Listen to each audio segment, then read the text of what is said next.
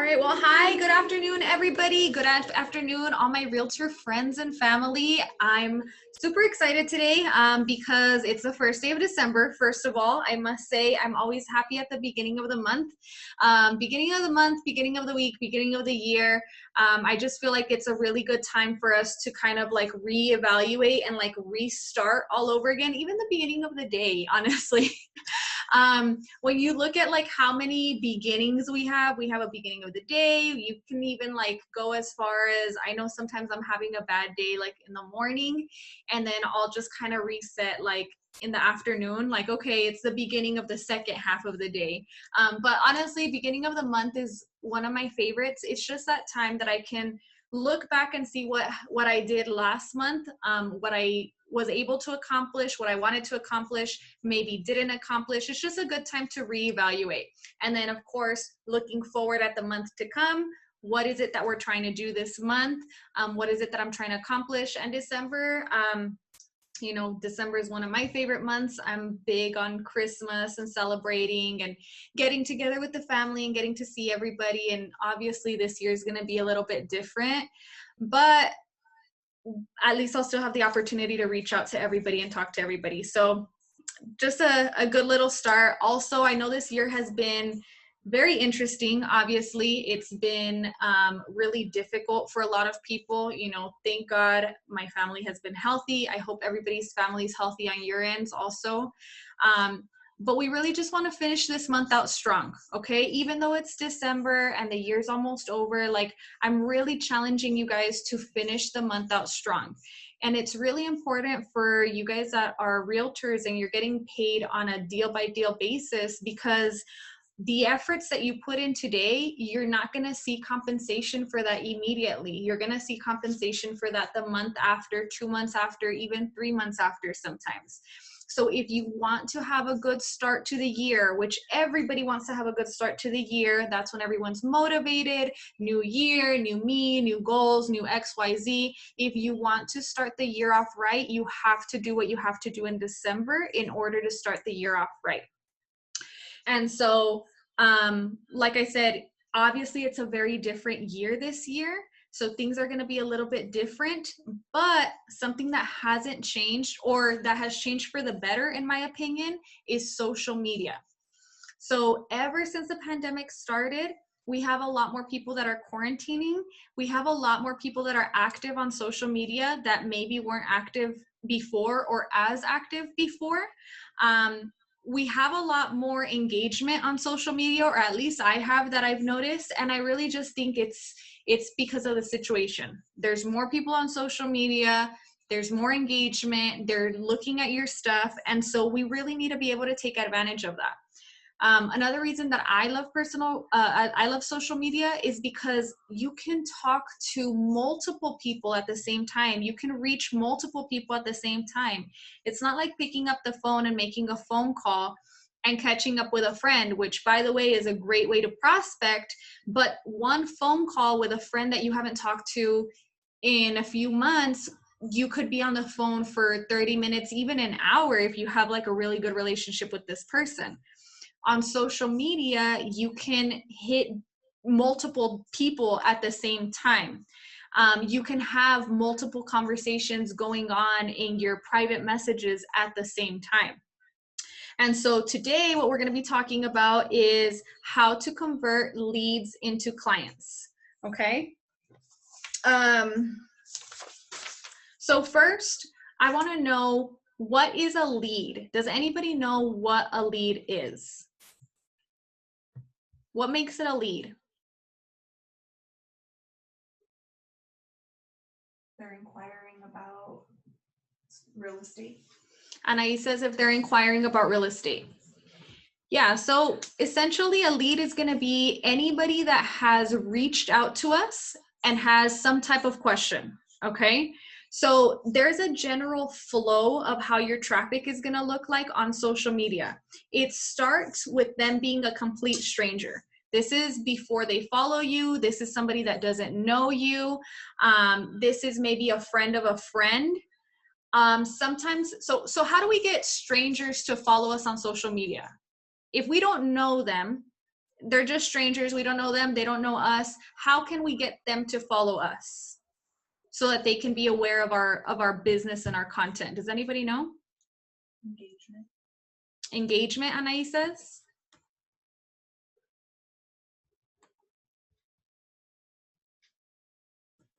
Anything else? I said one, friends of friends.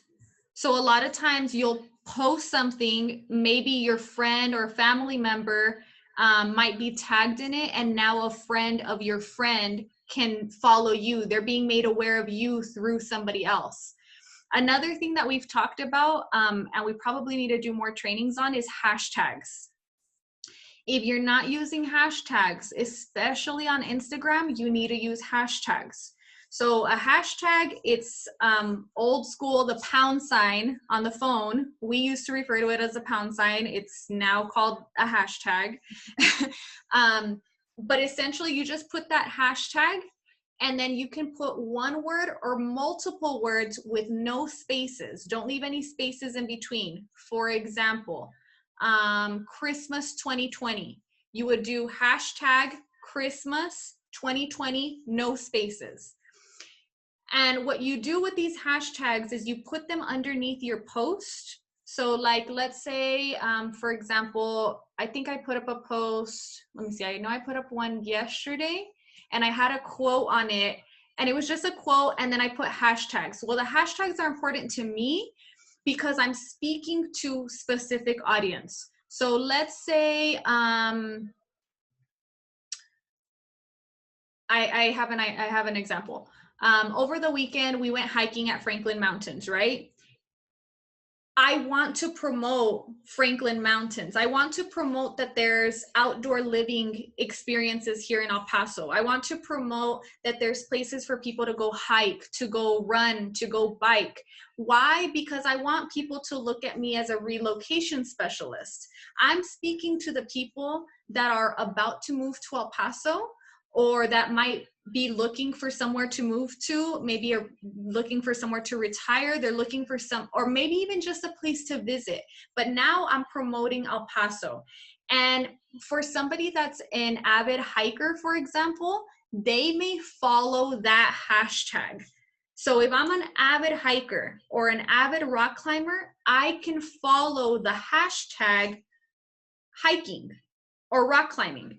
And every time somebody posts something and they use that hashtag in their content, I'm going to see that content. So now I'm a total stranger, but I popped up on their feed. And if I pop up on their feed with something that they like, the next thing that they're going to do is they're going to click on my profile. Now they're intrigued. They're like, oh, those are some pretty cool pictures. Like, look at the, even somebody that's interested in plants, for example, we had like pictures of all sorts of cactus and stuff like that. They'll click on my picture, and now they're going to review my profile and see, is this a person that I want to follow or not? And this is how we get a lot of our new followers. Okay. So that's how they go from stranger to prospect, actually. First, they become a prospect. A prospect is somebody that now they see your business, they know of your business, they're probably following you on social media, but there's no direct contact. They're just kind of watching you.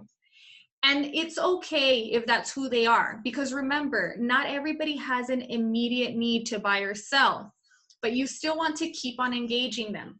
And so try to make your social media fun and engaging. And I know that I can do better at this. It's a work in progress. Everything that I tell you is don't think that I have it down perfect. Like, it's a work in progress. I'm still learning as I go also. I still take little tips and tricks from other social media experts or realtors, or even my friend. I have a good friend. She's good on social media just for fun. And she does this thing where she asks a question a day on her stories. And they're just random questions, but she'll ask this random question a day. And the stories, remember, it's that little bubble on top that stays for 24 hours. She'll ask this story, and then she'll share people's responses. Now, the cool thing about the responses is that they don't say like who sent it. So if Edgar sends me a response, it doesn't say Edgar sent me this response. So you can literally just post everybody's response, and it's a fun way to engage with your prospects, people that maybe they're not in the need to buy or sell right now, but you're creating somewhat of a relationship because now we have a communication going back and forth. Now you're looking at me a little more personable, maybe like a potential friend, maybe like somebody that I can work with in the future, or just like a person. There's some kind of communication there, right? And whenever you do post those stories and you ask questions, make sure that whenever somebody does engage with you, you engage with them back. Nothing's worse than, you know, you engage and then they engage and then you don't say anything, because now you've stopped the communication, and that's what you need. We need the communication going back and forth. So that's a prospect. Now, once they've been following you for a while and there's a need, they will reach out to you. They'll ask you something.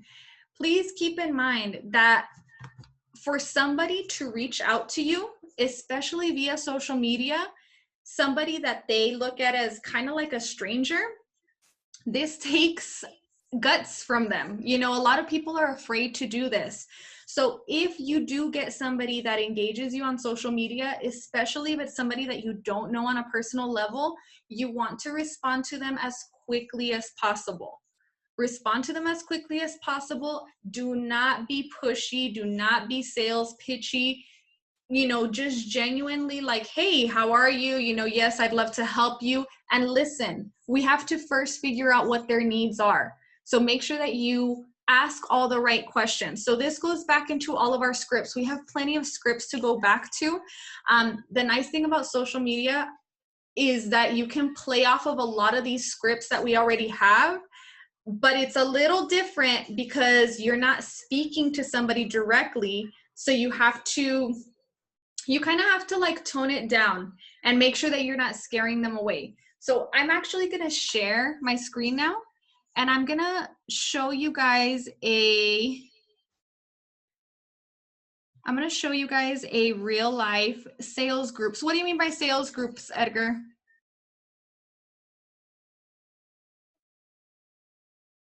Can you hear me? Yes, sir. Okay. How are So you? Melanie, good, Thanks how for are you? joining us. Oh, thank you. Thank you. A little late, but I'm here. So I was thinking like sales groups, like on Facebook, whenever you post on what you got for sale, or Mhm. you know, also Craigslist or whatever on those Facebook groups. Say you post a picture and then people respond or like it, maybe adding them. Yeah, definitely. And if you don't have a sales group already, a sales group is a nice way to also create a different kind of engagement. Like you can create a group, for example, you could create a group that's a realtor group specific for people that go hiking, for example. Like, let's say I was an avid hiker, which I'm not. I like to go every once in a while, but I don't do it avidly. But if I did, then every week I could post like, hey, here's a new spot to hike, and here's a new spot to hike, and here's a new spot to hike. And then every once in a while I could throw in, you know, the real estate stuff. And what it is you basically are creating this rapport with a group of people that have the same interests as you. You can also create a group that's just specifically on real estate. You can do that also for people that are actively looking. But yeah, all of those groups is a great way to get engagement. So I want to show you guys, let me share my screen with you. I'm going to show you guys a real life example of what I mean by taking a stranger into a prospect, into a lead. Oh, I had this pulled up and ready. Where did she go?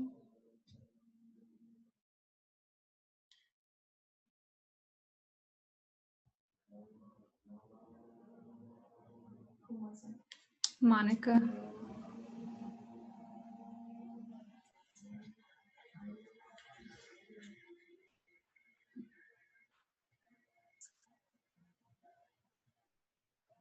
I'm sorry, guys. I had this pulled up and ready, but I guess it sat there too long. Let me just look for her conversation really quick. Her username is PUG. Got it. Okay. So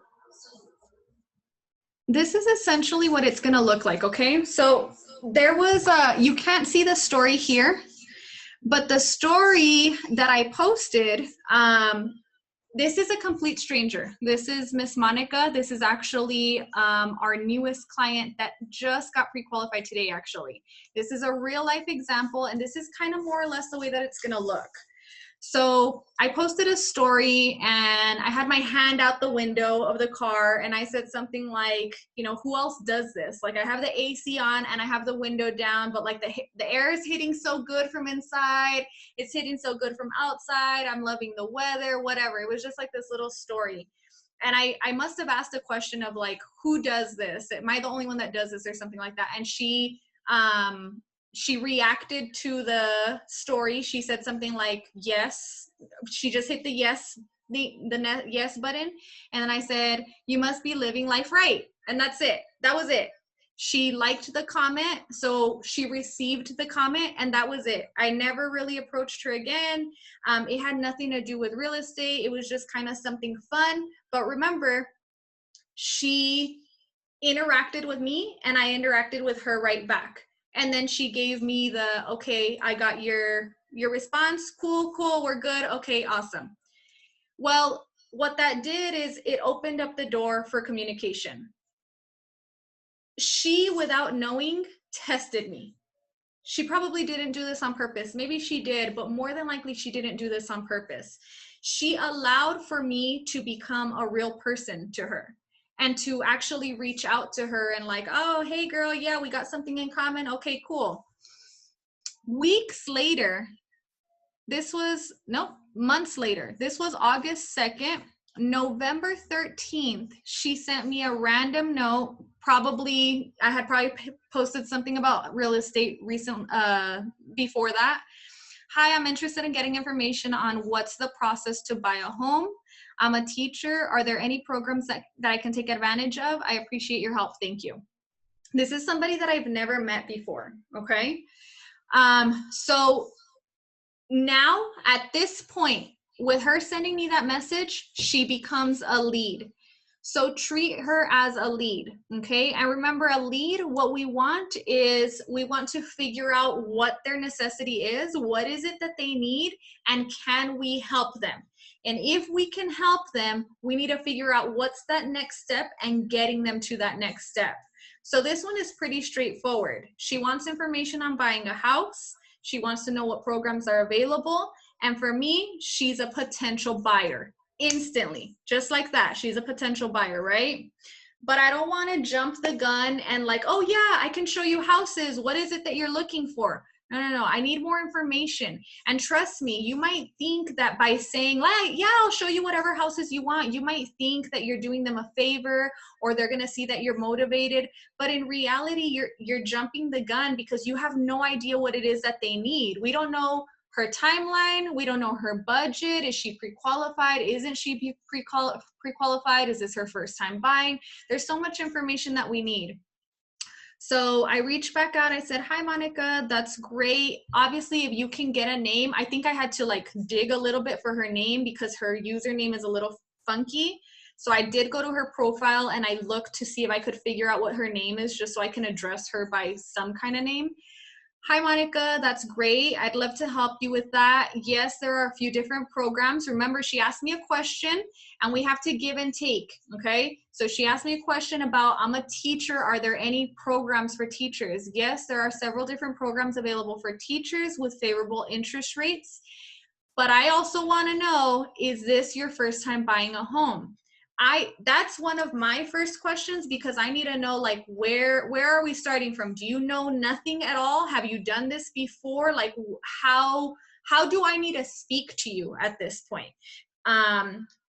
If you're talking to somebody that buys a new home every 2 years and you don't ask them if this is their first time buying a home and you assume that they know nothing about buying a home, they might get very offended by the way that you speak to them because you are simplifying things so that they can understand, but they might take it like, why is she talking to me like a child? Why is she talking to me like I don't know about interest rates? Why is she talking to me like I don't have good credit or I don't have money in the bank? You know, like it's important for you to ask the right question. So is this your first time buying a home? Yes, first time.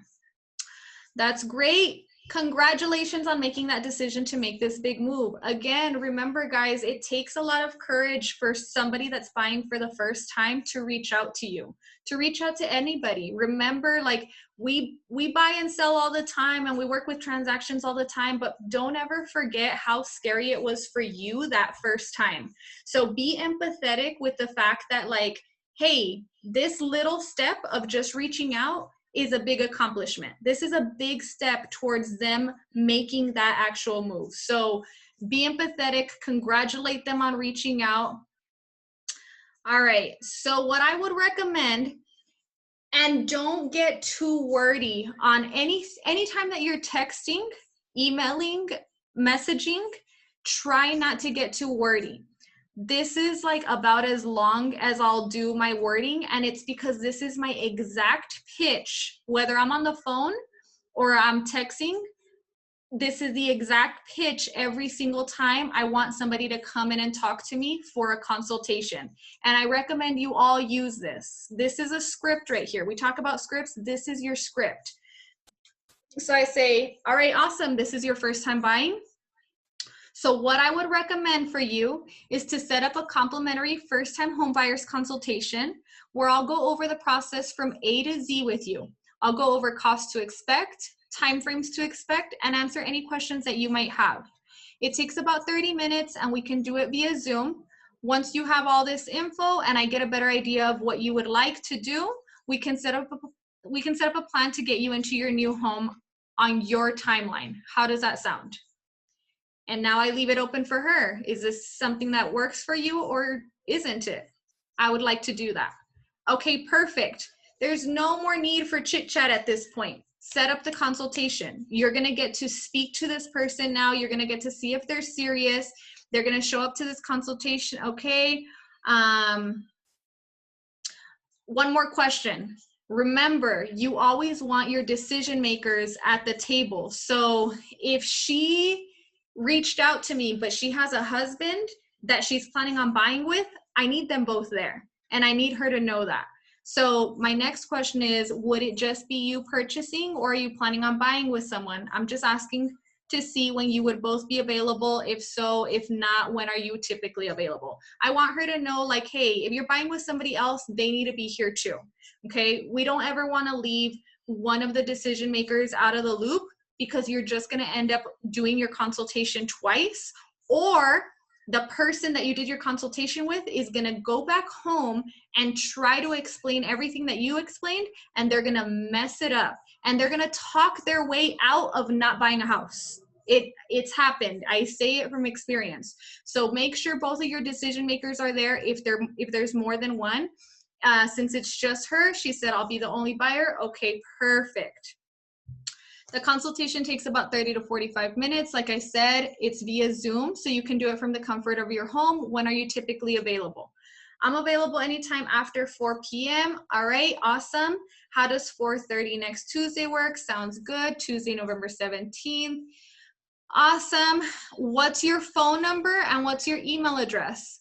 Now, obviously, I put my assistant will text you, but I'll text you with the Zoom link, and we will shoot. What did I say? And I will shoot you the appointment reminder via email. So something that I've talked about in my previous trainings is make sure that you're staying on top of these appointments. Make sure that you're giving your clients the reminder, the friendly reminder of like, okay, hey, here's all the information. Don't ever leave your client wondering what's going to happen. Like she could have said, hey, I want information. Okay, yeah, let's do it. Okay, we should talk sometime. Like, no, there's a process. Get to setting that appointment as quickly as possible. She's inquiring about the information. I'm going to give you the information. I, as a professional know that it's going to be very difficult to give you all the information that you need via DM.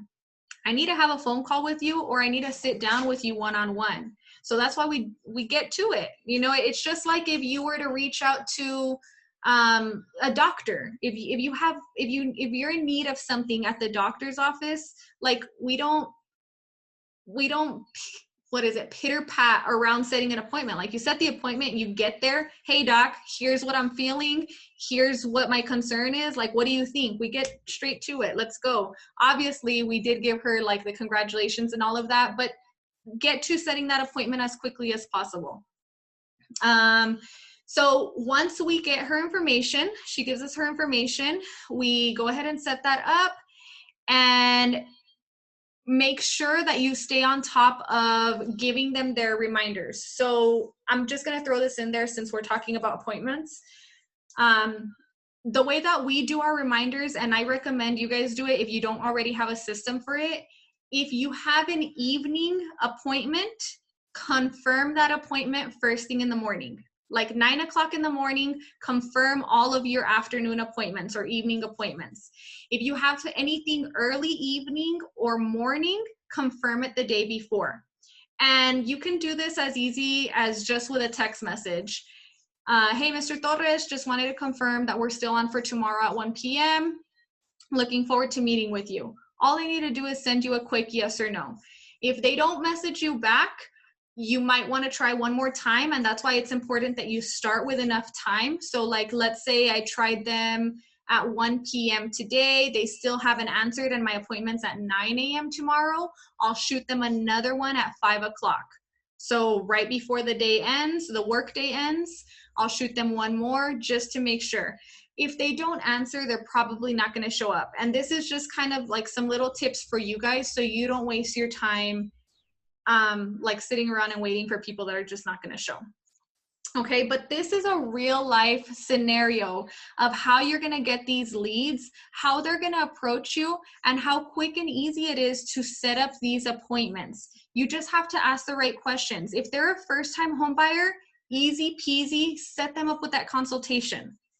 Because first-time home buyers want you to hold their hand and take them through the process and tell them what's up. So that consultation, especially throwing that word in there, hey, it's complimentary, you know, no strings attached, like whatever it is that you want, however you want to word it, to let them know like, hey, I'm just going to give you information. At that point, it's up to you. And if you ever sense any type of hesitation, you know, ask what the concern is. This is more so like when you're speaking over the phone, but sometimes you'll sense it via message. If you sense there's a hesitation, ask them what they're concerned about. It might be as simple as, well, it's because I know I'm not ready right now because of my credit. That's one that I get all the time. Well, it's because I don't want to waste your time because I know my credit isn't where it needs to be. That's okay. Don't worry, we're gonna go over all of that. I'm actually gonna be able to get you some credit repair help too. Don't worry, we're just gonna go over information. I'm not gonna push you to buy a house. Like that's not gonna happen. So we went ahead and set this guy up. And then what's important after they become, so we did our consultation.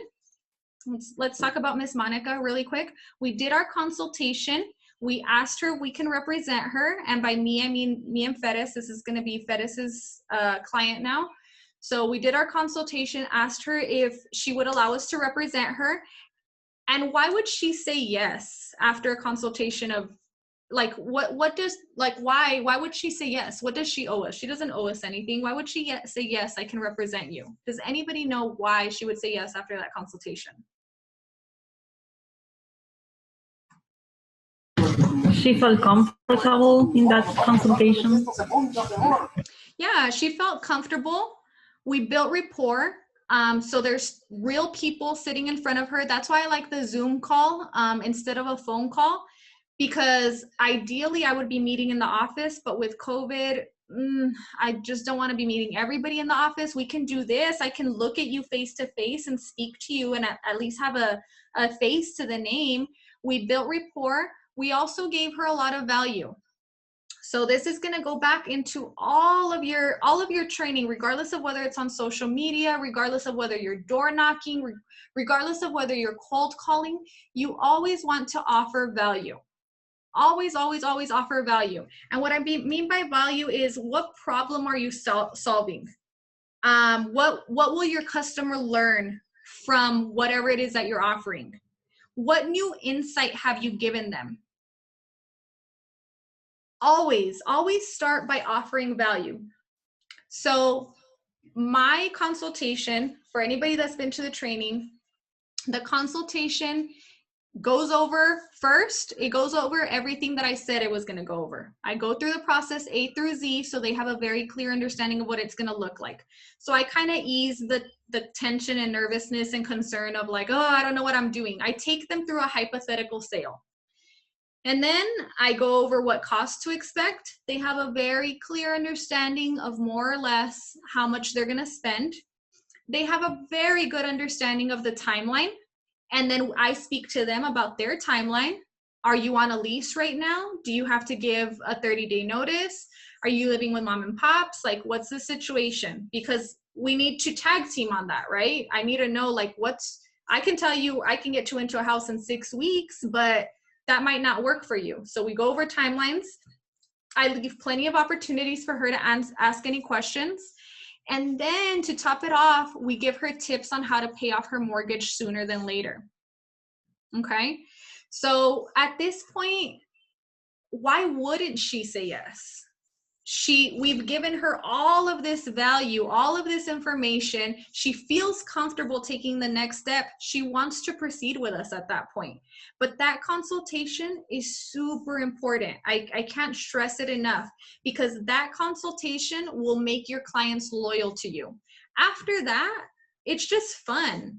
They're shopping for a home, you know, they get the little nervousness every once in a while, but they always revert back to that conversation that you had with them in the beginning, or you get to revert back to that conversation that you haven't had in the beginning, where you set the expectations. This is also going to make your life easier, because you set the expectation of, hey, this is more or less how many homes we're going to see. This is more or less how long it's going to take. You know, this is what you can expect. And you can always refer back to that conversation that you had in the beginning.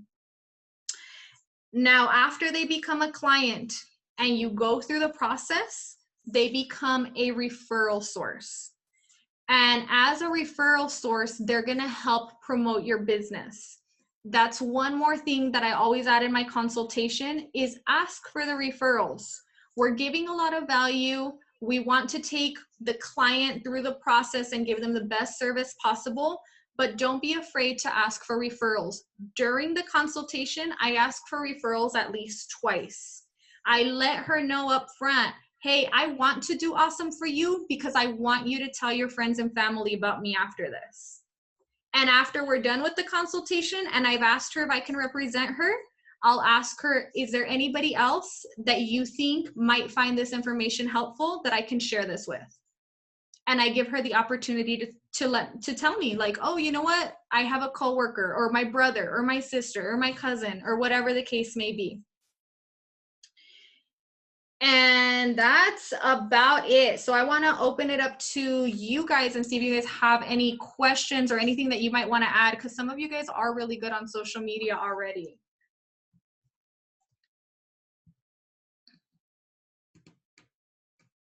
Questions, comments? Everyone's always so shy on here. All right, let me add one more thing that I left out. For you guys that are marketing on social media, don't forget to market to sellers.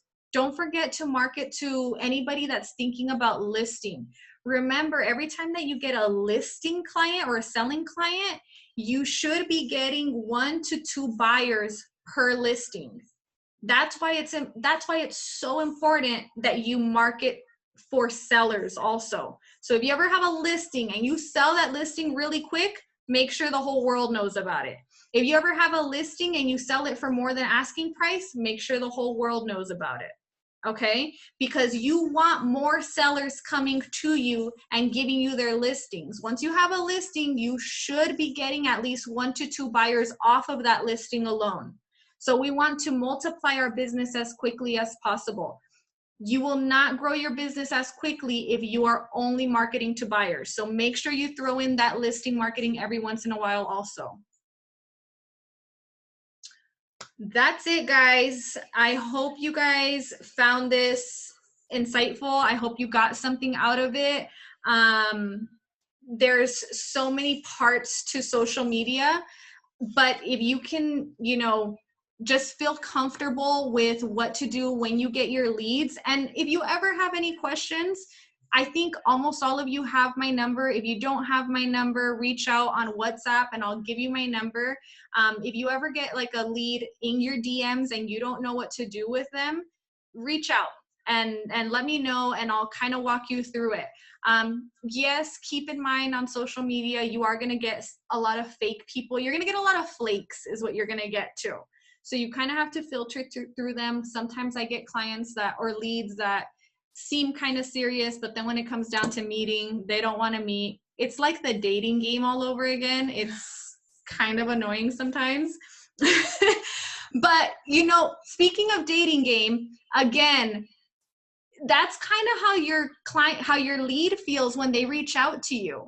They're putting themselves out there. So, you know, be kind, respond quickly, and be empathetic about where they're coming from too. But yeah, that's all I have for today, you guys. Thank you so much for showing up to this training. Thank you for taking the time to invest in your continued education. The more we learn, the better we are, and the better one of us is, the better all of us are. And then again, thank you to Realty One, Mendes Burke, for helping sponsor these videos. As always, we're recording and we will post it up on YouTube. So if you missed any part of the training or you want to go back and rewatch it, this will be posted no later than tomorrow. All right. But until then, I will talk to you guys later then. Enjoy the rest of your day. Bye, guys. Thank you. Thank you, Denise. Bye. You too. Thank you. Thank you. Bye-bye.